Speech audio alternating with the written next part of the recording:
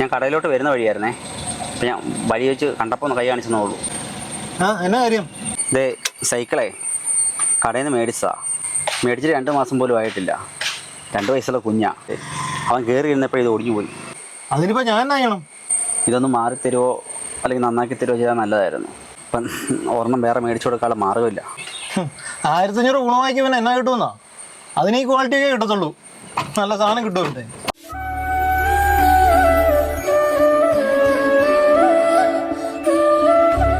കാശില്ലാത്തവന് ഈ ക്വാളിറ്റിയൊക്കെ മതിയായിരിക്കും അല്ലേ? നമുക്കിത് മതിയല്ലേ കുഞ്ഞേ?